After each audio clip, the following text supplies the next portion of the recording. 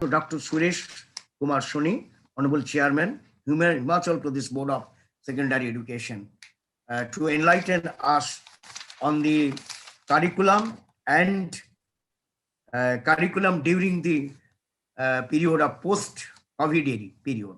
Namaste all. Honorable Shri Gaur Hari Khan Rao on the chair, respected speakers of this technical session, and all the respected persons who are connected virtually in this online session. It gives me immense pleasure that the Policy Time has taken important and admirable initiative to organize World Education Conference 2021. The entire world suffered because of COVID-19, and during the period of lockdown, it seemed that the social life was nearly paralyzed.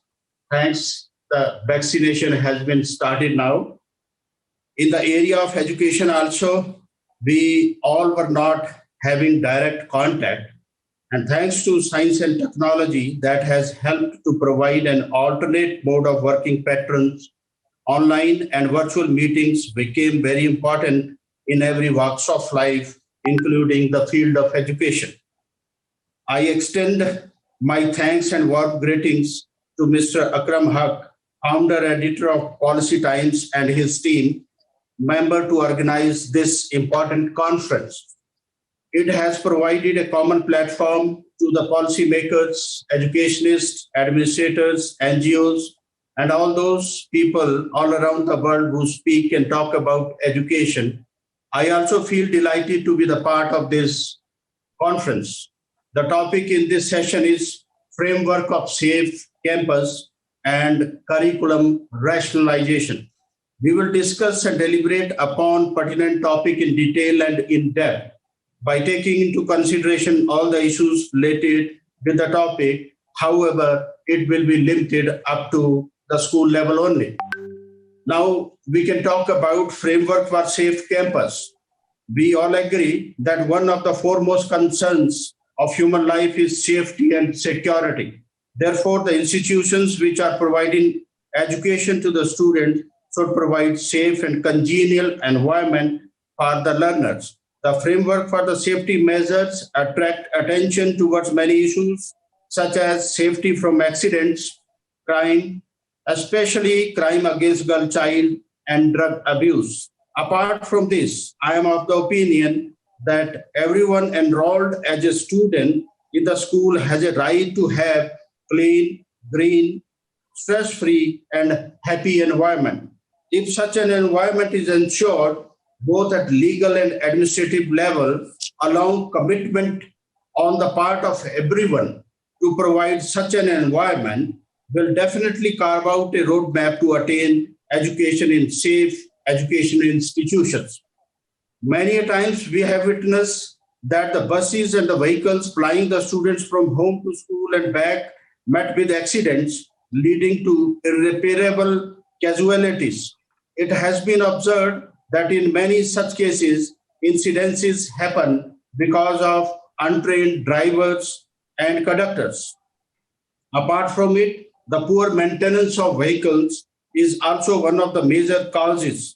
Every institution must also equip itself with fire safety devices to avoid accidents due to fire outbreak.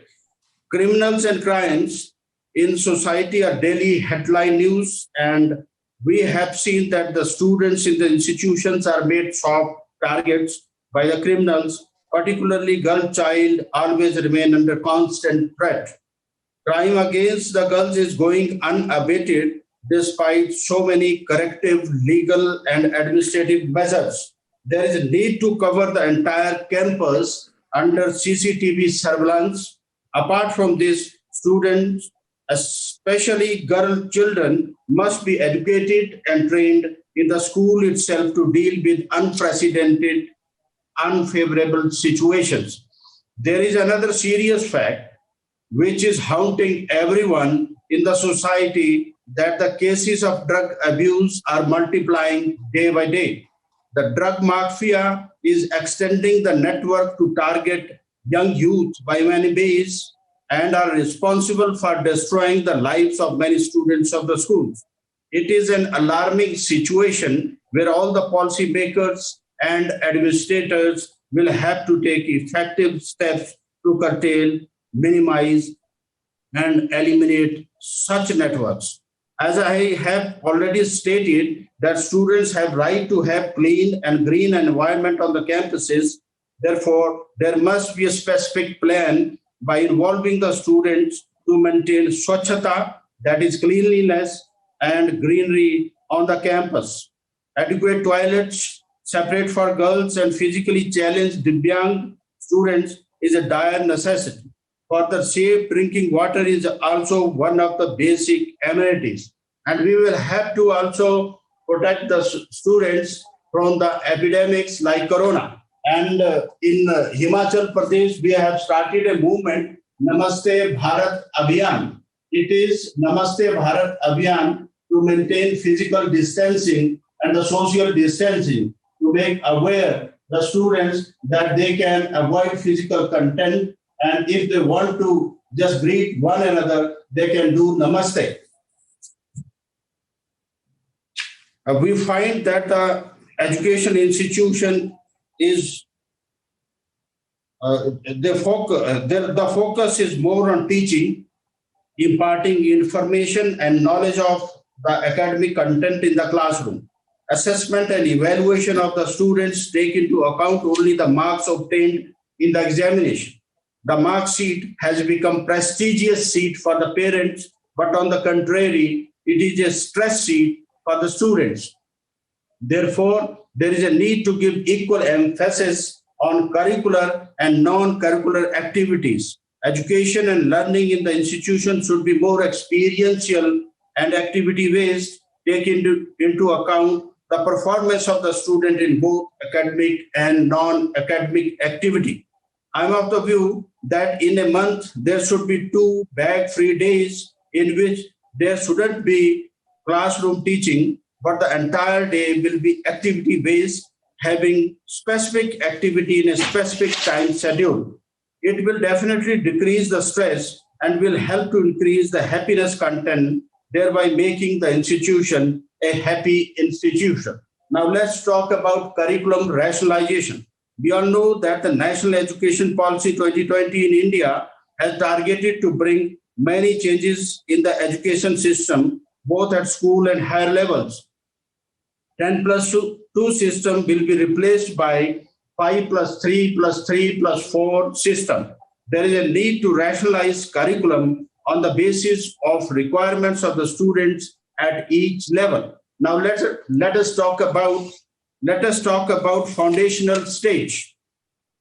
The student will enter into formal education system at the age of 3. The learner having age between 3 to 6 cannot be stressed with heavy curricular load. At this stage, learning through activity, playway method, pictures, charts, short stories, moral, heroic, biography of great people are important. Light exercises, sports activities, funny games will also help to develop the student. By the age of 6, it is seen that 85% brain of the child gets developed. As the learner enters in the first class at foundational stage and subsequent stage at level 3, the student may be provided education preferably in mother tongue for better learning outcomes along the learning of other languages and basic numeracy. From this stage onward, the student may be motivated to develop a habit of doing own work at own level so as to enhance her confidence and instill a sense of independence in life. At the middle stage, as and when the student enters at middle stage education, there is a need to introduce him with certain subjects like mathematics, science and technology, social science, environment, ethics and integrity. India can take the pride of being a young country, but there is a need to impart skill education to the students so that they are able to take the benefits of skill learning in their life and contribute to society as well. Vocational and skill-related subjects such as computer application, IT, coding, decoding, electrical, plumbing, civil work, art and craft, painting, music, etc. are important. Apart from this, there are certain skills which are specific to the area concerned, such as bamboo work, pottery, metalwork, etc., that will help in a long way to attain skill education from 6th standard onwards.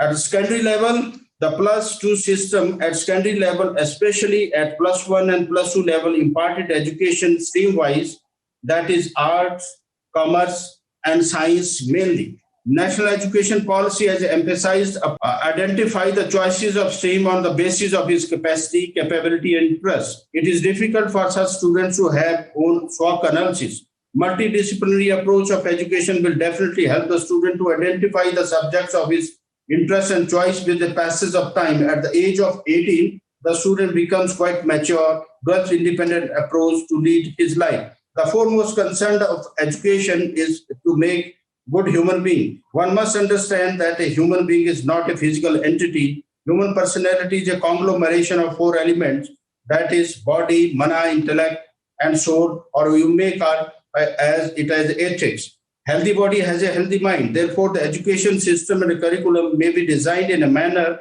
that addresses and fulfills the requirements of all the 4 basic elements of human personality, because all these elements are integral and complementary. I am sharing the document underlying variant activities to be performed on Battery Day. This is my opinion that by involving the student in such activities, that will ease out the students' stress and consequently increase the happiness level. Thank you very much for giving me time. Thank you very much. Thank you, Dr. Soni.